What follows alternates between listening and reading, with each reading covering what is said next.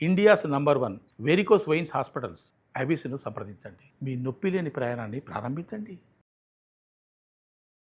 నమస్తే అమ్మా. నమస్తే అమ్మా. మా కృష్ణాష్టమి వచ్చేస్తుంది కదా. అవునమ్మా. బుడిబుడి నడకల చిన్ని కృష్ణయ్య అని ప్రతి ఇంట్లో కూడా అడుగులు వేసుకుంటూ ఉంటారు. అవును. తెలిసిన వాళ్ళు తెలియని వాళ్ళు అసలు సంవత్సరం అంతా కృష్ణుని ఆరాధించినా లేకపోయినా ఆ రోజు మాత్రం తప్పకుండా ఆరాధిస్తారు. అవును. జగద్గురు కూడా కదా ఆయన. సో ఈ జన్మాష్టమి సందర్భంగా మీరేం చెప్తారో వినాలనుంది. వసుదేవ సుతం దేవం కంసచాణూరమర్దనం దేవకీ పరమానందం కృష్ణం వందే జగద్గురుం. దుష్ట సంహారం కోసం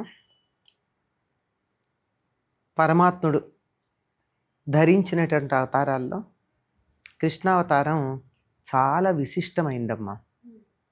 ఎందుకు అంటే అంశావతారాలు, ఆవేశావతారాలు, ఇలా అనేకమైనటువంటి అవతారాలు ఉండగా ప్రధానంగా మనం ఒక 10 చెప్పుకుంటాం.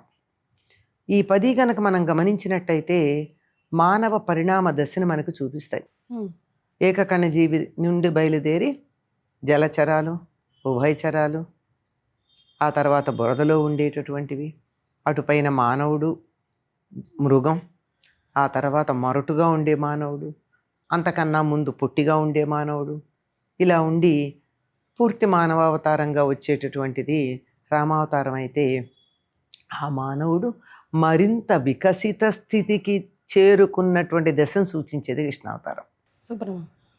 జలచరం మత్స్యావతారం, ఉభయచరం కూర్మావతారం, అలా బురదలో తడిగా మట్టిలో ఉండేటటువంటిది వరాహ అవతారం, ఆ తర్వాత నర మృగ పూర్తిగా పరిణామ దశకి చెందినటువంటిది నరసింహావతారం, ఆ తర్వాత పుట్టుడు ఉన్నాడు కదా మనకి వామనుడు, బుడి బుడి బుడి నడుగులవాడు వామనావతారం, అటుపైన పరశురామ అవతారం, అటు తరువాత రామావతారం, ఆ పైన బలరామ అవతారం, అటుపైన వచ్చినటువంటిది కృష్ణావతారం. ఈ పరిణామ దశలో ఉండేటటువంటి దాంట్లో పూర్తి వికాసం చెందినటువంటి మానవుడుగా కృష్ణావతారం చెప్తే దానికన్నా కూడా ఇంకొంచెం వికసించవచ్చు అనేదో సాధనలో చెప్తారనుకోండి. ఏదైనా ఈ అవతారం దుష్ట సంహారం కోసం అవతరించడం జరిగింది. అవతారాలన్నీ కూడా దుష్ట సంహారానికి వచ్చినవే మత్స్యావతారం దగ్గర నుంచి. ఇలాంటి వాటిల్లో జయ విజయులు అనబడేటటువంటి విష్ణువు యొక్క ద్వారపాలకులు కుమార సర్గం చేత, కుమార సర్గం అంటే సనక సనందన సనత్కుమార సుజాతులు 4 వారి చేత శపించబడి భూలోకంలో పుట్టమంటే వాళ్ళు బాధపడతారు. బాధపడితే విష్ణువు అడుగుతాడు, మీరు నాతో శత్రుత్వంతో 3 జన్మల్లో వచ్చేస్తారా, నన్ను సేవించుకుంటూ భక్తులుగా 6 జన్మల్లో వస్తారా అని. నీ దగ్గరికి రావడం ప్రధానం, శత్రుత్వం అయినా పర్వాలేదన్నారు. ఎందుకంటే శత్రుత్వంలో ఇంకా ఎక్కువ తలుచుకుంటారు. మనకి ఇష్టమైన దానికన్నా ఇష్టం లేని దాన్ని ఎక్కువ తలుచుకుంటాం కదా. మరి ఆ విధంగా అట్లా వచ్చినటువంటి వాటిల్లో 3వ జన్మగా వీళ్ళు వచ్చినటువంటిది కంసుడు. ఆ తర్వాత వీళ్ళని సంహరించడానికి ఆయన అవతరించడం జరిగింది. ఈ అవతరించేటప్పుడు కూడా చాలా విచిత్రంగా 8వ నెలలో పుట్టాడు. సాధారణంగా 8వ నెలలో పుట్టినటువంటి పిల్లలు బతకరు అని అంటారు కదా. అంతే కదా. ఇంకా 7వ నెలలో అన్నా బతుకుతారేమో కానీ 8వ నెలలో పుట్టినటువంటి పిల్లలు బతకరు. ఇతడు 8వ నెలలో 8వ గర్భంలో 8వ తిథి నాడు జన్మించాడు. గమనించండి, శ్రీకృష్ణుడు 8వ నెలలో జన్మించడం. 8వ నెల. అందుకే బిడ్డ పుట్టాడని కూడా వాళ్ళు ఊహ చేసుకోలేదు, పుడతాళ్లే అన్న లెక్క. అట్లా ఈయన పుట్టడమే పాపం. నిజంగా గనక మనం గమనించినట్టయితే కృష్ణావతారంలో కృష్ణుడు పడినటువంటి కష్టాలు గనక మనం గమనించినట్టయితే ఈనాటి మానవులు ఎవ్వరూ కూడా పొరపాటున కూడా నవ్వరు. ప్రపంచం బరువంతా తామే మోస్తున్నట్టు, అన్ని కష్టాలు తామే అనుభవిస్తున్నట్టు. అసలు మనం ఈ రోజుల్లో యువతరాన్ని చూస్తామే, డిప్రెషను, ఆత్మహత్యలు చేసుకోవాలని, బాధపడాలని, ఇట్లా రకరకాల బాధల్లో ఉంటారు. గమనించండి, ఈయన పుడతాడు అనంగానే ఆయన కన్నా ముందు పుట్టిన 6 అన్నల్ని చంపేయడం జరిగింది కదా. మరి తల్లిదండ్రులు చెరసాల్లో ఉన్నారు కదా, ఈయన పుడతాడని తెలియగానే. ఈయన చెరసాల్లోనే తల్లిదండ్రుల గర్భంలో పడ్డాడు కదా. పుట్టిన తర్వాత 17వ రోజు నుంచి ఈయన్ని చంపడానికి రకరకాల ప్రయోగాలు చేస్తే వాళ్ళందరినీ దాటుకుంటూ వచ్చాడు కదా. 17వ రోజు వచ్చింది పూతన. అక్కడి నుంచి బండి 3వ నెల వచ్చేటప్పటికి బండి చక్రం, తృణావర్తుడు, ఒకటేమిటి. చివరికి ఈయనతో పాటు ఆ గొల్లపల్లెలో ఉన్న వాళ్ళందరూ కూడా బృందావనానికి బయలుదేరి వెళ్ళిపోయారు. ఊరు వెళ్ళిపోయింది ఈయనతో. అంటే చూడండి ఎంత కష్టాలు అనుభవించాడు. ఇంకోళ్ళు అయితే అంత నవ్వుతూ ఆనందంగా ఉండగలుగుతారా? అసలు ఆ చెరగిన చిరునవ్వు కదా. కానీ ఈ కష్టాలు ఏవి గుర్తురావు చూడండి. కృష్ణ అనగానే ఆ చిన్ని బాలుడు, ఆ చెరగని చిరునవ్వే గుర్తు. ఆ నవ్వే జగన్మోహనం అంటారు. ఆ నవ్వుని మామూలు నవ్వు కాదమ్మా, జగన్మోహనమైనటువంటి నవ్వు ఉంటుంది. అటువంటి నవ్వు అలా ఉండడానికి కారణం ఏమిటంటే ఆయన జగదాచార్యుడు అవ్వడానికి అదే కారణం. కష్టాలు వస్తూ ఉంటాయి, పోతూ ఉంటాయి. ఏముంది, మీద దోమలు ఈగలు వాలుతూ ఉంటాయి, దులుపుకుంటూ ఉంటాం, మనం బాగానే ఉంటాం. కష్టాలన్నీ ఈగలు దోమల కన్నా పెద్ద విషయాలు ఏం కావు. అట్లా మనసులో పట్టుకుని యోగీశ్వరుడుగా, యోగీశ్వరుడు కాదు, యోగానికి అధిపతిగా ఉన్నటువంటి వాడు శ్రీకృష్ణుడు. ఈయన జన్మిస్తాడు అనేటప్పటికే 8వ గర్భం అనగానే కంసుడికి కొంచెం కంగారు వచ్చేసింది. వీడే కదా నన్ను చంపేవాడని. కానీ అక్కడ చిన్న కన్ఫ్యూషను కంసుడికి. 7వ గర్భం గర్భస్రావం అయిందన్నారు. అందులో ఉన్నటువంటి బిడ్డను తీసుకెళ్ళి ఆవిడ కడుపున పడేశారు. రోహిణి కడుపున. ఆవిడ రోహిణికి బలరాముడు పుట్టాడు. ఇప్పుడు అది ఇక్కడ ఈయనకేమో గర్భం పడిపోయింది, గర్భస్రావం అయింది అన్నారు. గర్భస్రావం అయిన దాన్ని సంతానంగా పరిగణించాలా అక్కర్లేదా? 8వ సంతానం అంటే 6 సాలిడ్ కనపడుతున్నారు. 7వది కొడుకు లెక్క వస్తాడా రాడా? 8వ గర్భం సరే, 8వ గర్భాన అన్నారు కనుక 8వ గర్భంలో పుట్టినవాడు. లేదు, గర్భం అంటే పుట్టిన తర్వాత కొడుకు అనే అర్థంలో కూడా చెప్తే గనక అనుమానమే కదా. అంటే మనుషుల్ని అయోమయంలో పెట్టి కూడా వ్యవహారం నడిపించడం. సరే, అయినా జాగ్రత్త పడుతూనే ఉన్నాడు. వీళ్ళ చెరసాల్లో పెట్టేశాడు. అయితే ఆ సమయంలో దేవతలు ఇతడు త్వరగా జన్మించాలని కోరుకున్నారు. ఆ కోరుకున్నటువంటి సందర్భంలో వాళ్ళందరూ ఇంకా ఆయన అవతరించబోయే సమయానికి బ్రహ్మాది దేవతలు, ఋషులు అందరూ కూడా ఈ చెరసాల్లో వచ్చారు. వచ్చి కీర్తించారు. కీర్తిస్తూ ఉంటే దేవకీదేవి గర్భాన 4 చేతులు, మకరకుండల కేయూరాలు, పీతాంబరాలు, కిరీటం ఇవన్నీ ధరించి మనం విష్ణువు అని ఎవరినైతే చూస్తామో అటువంటి రూపంతో అవతరించాడు. చూడంగానే దేవకీ వసుదేవులు నమస్కారం చేశారు. అందరూ కీర్తించారు. ఆ రూపాన్ని చూసి చూసి చూసి చూసి ఆనందించేసింది ఆవిడ.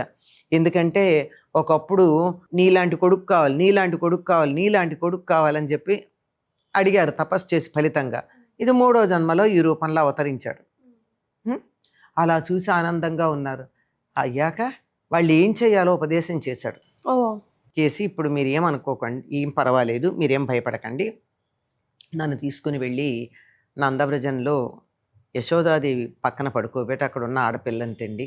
ఎట్లా తేవాలని అనుకుంటారేమో, ఏమీ పర్వాలేదు, కారాగారం తలుపులు అవి వాటంతట అవి తెరుచుకుంటాయి, మీరు వెళ్ళొచ్చు, అందరూ నిద్రలో ఉంటారు అని చెప్పి అప్పుడు పసిపిల్లాడి రూపంలో కనపడ్డాడు. అప్పుడు ఆ పసిపిల్లాడిని తీసుకెళ్ళి అక్కడ పెట్టి తీసుకొచ్చాడు. తర్వాత రాగానే తలుపులు వాటంతటవి ముడుచుకుపోయి తీసుకొచ్చి అక్కడ పెట్టాక కేవు మందా పిల్ల. అప్పుడు చెరసాలకు కాపలా ఉన్న వాళ్ళందరూ ఆహాహా బిడ్డ పుట్టేసింది, బిడ్డ పుట్టేశాడు అనుకుని చెప్పి కంసుడికి చెప్తే వచ్చి చూస్తారు. చూస్తే ఆడపిల్ల అయితే అంటుంది, మేనగోడలిది, ఇది అల్లుడు కాదయ్యా, మేనగోడలు, ఎందుకు నువ్వు బాధ పెడతావు? ఆడపిల్లని చంపకూడదు కదా, ఇంత పరాక్రమవంతుడివి, నువ్వు ఆడపిల్లని చంపావన్న అపఖ్యాతి పొందడం దేనికి? కొడుకైతే మేమే ఇచ్చాం కదా, దీన్ని వదిలిపెట్టు అని అడుగుతుంది ఆవిడ దేవకీదేవి. వాడికి అలా ఉంటాడు. వాడు ఎలా చంపుతాడో తెలుసా కంసుడు? ఆ బిడ్డల్ని పైకేస్తాడు, కత్తి కింద పెడతాడు, ఆ బిడ్డ వచ్చి కత్తి మీద పడాలి, వీడిట్లా కత్తితో కొట్టడు, అది వాడి టెక్నిక్. పైకేసాడు, అక్కడ ఉన్న పిల్ల అక్కడే ఉండిపోయింది, కిందకి రాలా, కత్తి మీద పడలా. పడకుండా ఏమనుకుంటున్నావురా, నిన్ను చంపేటటువంటి వాడు వేరే చోట పెరుగుతున్నాడు, నీ చేతులతో చనిపోను, నేను చంపేవాడు వేరే చోట పెరుగుతున్నాడు అని చెప్పి అంతర్ధానం అయిపోతుంది. ఓ, ఆవిడే కాత్యాయని దేవిగా చెప్తారు. మనం అంతా కాత్యాయని వ్రతం చేసుకుంటాం కదమ్మా. అదే వీళ్ళంతా చేసేది. అందుకే ఆవిడ్ని కృష్ణ సహోదరి అంటారు. కృష్ణుడికి చెల్లెలు అమ్మవారు. అక్కడ అంటే సమానంగా పుట్టారు ఇద్దరు, ఎవరెట్లా అన్నా కానీ. ఆ విధంగా కృష్ణ అష్టమి నాడు ఆ విధంగా కృష్ణుడు అవతరించడం జరిగిందమ్మా. మనం అందరం తప్పకుండా చేయాల్సిన పనులు ఏంటమ్మా కృష్ణాష్టమి రోజు? కృష్ణాష్టమి నాడు దేవకీదేవి అర్ధరాత్రి కదా కన్నది. ప్రసవానికి ముందు ఏం చేస్తారమ్మా ఆడవాళ్ళు, ఆ రోజు నొప్పులు వస్తున్నాయంటే ఏం తినరు. కడుపులో ఆహారం ఉన్నట్టయితే ప్రసవం కష్టంగా అవుతుంది. అందుకని పగలంతా ఉపవాసం ఉంటారు. మన ఎవరికి వాళ్ళు దేవకిగా భావించుకుంటారు, ఆడ మగ ప్రమేయం లేకుండా. కనుక దేవకిగా భావించుకుని పగలంతా ఉపవాసం ఉండి అర్ధరాత్రి కదా ఆయన పుట్టాడు, సాయంకాలం వేళకి కృష్ణుడు రావడం కోసం అని చెప్పి మనం ఎదురు చూస్తూ పూజలు అప్పుడు అర్ధరాత్రి మొదలు పెడతారు. పూజలు సూర్యాస్తమయం అయ్యాక అర్ధరాత్రి సరిగ్గా 12 గంటలకి కృష్ణుడు ఆవిర్భవించాక ఉయ్యాల్లో వేసి ఆయనకి ఊపి పూజలు చేసి తర్పణాలు ఇస్తారు చంద్రుడికి. చంద్రుడికి తర్పణాలు ఇస్తారమ్మా? చంద్రుడికి తర్పణాలు ఇస్తారు. రాత్రంతా మేలుకు నుండి ఉదయం మామూలు కార్యక్రమాలు చేసుకుని మళ్ళీ కృష్ణుడికి పూజ చేసి ఆ తరువాత పిండి వంటలతో భోజనం అందరూ చేసుకుంటారు. ఇది మామూలుగా వ్రతం చేసే పద్ధతి. తమిళనాడులో బాగా అలవాటు. దాన్ని చూసి మనం కూడా చేస్తాం. ఎక్కడైనా బాగా ఆకర్షణీయంగా ఉంటే మనం అనుసరిస్తాం. కృష్ణుడు మన ఇంట్లోకి వస్తున్నట్టుగా బుజ్జి బుజ్జి పాదాలు వేసుకుంటాం. ఆ కృష్ణుడు ఆ పాదాల మీద చూస్తాడనమాట. అవి వేసుకుని పగలంతా ఉపవాసం ఉండడంతో పాటుగా కొన్ని చోట్ల ఉట్టిలు కూడా కొట్టడం. అదే కృష్ణుడు అనగానే బాలకృష్ణుడే మనకి. పెద్ద రాధాకృష్ణుడు పార్థసారథి ఏం గుర్తుండవు. బాలకృష్ణుడు గనక రకరకాల పిండి వంటలు చేస్తారు. ఆ రోజు చేసేవన్నీ నివేదన చేసి చిన్నపిల్లలకి పంచుతారు. అంటే కృష్ణుడు పుట్టడానికి ముందే మనం సాయంకాలం పూజ చేసి పంచేస్తాం పిల్లలకే, పెద్దవాళ్ళు కాదు. ఇవి రాత్రికి. అవి పంచిన తర్వాత ఏం చేస్తారంటే పూజ అవ్వగానే కాయం నైవేద్యం పెడతారు. కాయం అంటే బాలంతరాలకి పెట్టేటటువంటిది కట్టెకారం లేక కాయం అంటారు. పిప్పళ్ళు, తోక మిరియాలు, మినుగులు, సొంఠి ఇలాంటివన్నీ వేసి ఇంకా చాలా ఉంటాయి. అవన్నీ వేసి చక్కగా మంచిగా మెత్తగా కమ్మగా ఉండేటట్టు వేయించి పొడి కొట్టి అందులో బెల్లం తురిమి కలిపి బాగా కళపెళ కాగుతున్నటువంటి నెయ్యి వేస్తారు అందులో. ఆ వేస్తే బెల్లం కరిగి పాకం వస్తుంది. దాంతో చక్కగా చేసి పెడతారు. ఇది గనక తిన్నట్టయితే బాలింతరాలకి నడు నొప్పి ఉండదు, వాతం తగ్గుతుంది, పాలు బాగా ఉంటాయి బిడ్డకి సరిపోయేట. అందుకని కాయం ఆ రోజు ప్రత్యేకంగా నైవేద్యం పెడతారు, కాయం నైవేద్యం పెడతారు. ఇవన్నీ తర్వాత ఇంకా వేడుకలు చేసుకోవడానికి అర్ధరాత్రి కృష్ణుడు జన్మించిన తర్వాత రాత్రంతా మేలుకుని ఉంటారు. పిల్లలు మేలుకుని ఉండలేరుగా, పడుకుంటారు. మర్నాడు పిండి వంటలు భోజనాలు ఇవన్నీ అయ్యాక ఇహ మధ్యాహ్నం నుంచి కృష్ణలీలలన్నీ ప్రదర్శిస్తాం. ఆ కృష్ణలీలల్లో చాలా ప్రధానంగా ఉండేది ఉట్టి కొట్టడం. ఇప్పుడు రామ తారక మంత్రం లాగా కృష్ణ తారక మంత్రం ఏదైనా ఉందమ్మా? తారక మంత్రం ఏం లేదమ్మా, కృష్ణుడికి సంబంధించిన మంత్రాలు ఉన్నాయి. క్లీం కృష్ణాయ గోవిందాయ గోపీజన వల్లభాయ స్వాహ అనేటటువంటిది. దాన్ని ఏమంటారంటే రాధాకృష్ణ మంత్రం అని చెప్తారు. అందులో రాధ పేరు లేదు, గోపి పేరు ఉంది అంతే. ఆవిడ కూడా ఆది గోపి గనక. అలాగే ఇంకొకటి కూడా ఉంటుంది, అది కూడా రాధాకృష్ణ మంత్రాలు అనే పేరు. ఇవన్నీ కృష్ణుడికి సంబంధించినటువంటిది. ఆయనకి సంబంధించినటువంటి ఆకర్షణకు సంబంధించినటువంటి బీజమే క్లీమ్ అనేది ఉంటుంది ఆయనకి ప్రతి చోట కూడా. రైట్. కానీ కొన్ని చోట్ల పిల్లలు పుట్టకపోతే లేకపోతే పిల్లలు సరిగ్గా మాట వినకపోతే కూడా బాలకృష్ణుని ఆరాధించాలని చెప్తుంటారు, ఎస్పెషల్లీ నార్త్ ఇండియాలో. అంటే ఒకటి పిల్లలు కావాలి అంటే, పిల్లలు పుట్టకపోతే ఈ శ్రావణ మాసంలోనే ద్వాదశి అనుకుంటా, ఆ రోజున ముందు రోజు పాలు కాచి చక్కగా తోడుబెట్టి కృష్ణుడిని పూజించి ద్వాదశి నాటికి ఒక బ్రాహ్మణుడికి పెరుగు కుండని దానం ఇస్తారు. అలా చేస్తే సంతానం కలుగుతుందట. యశోదాదేవి అట్లా చేసిందట సంతానం కావాలని. ఆవిడ గర్భవాసాన పుట్టింది అమ్మాయి, కానీ అక్కడికి వెళ్ళిపోయి వీడు ఇక్కడ పెరిగాడు. చాలా సంతోషం అమ్మా, ధన్యవాదాలు. అమ్మా.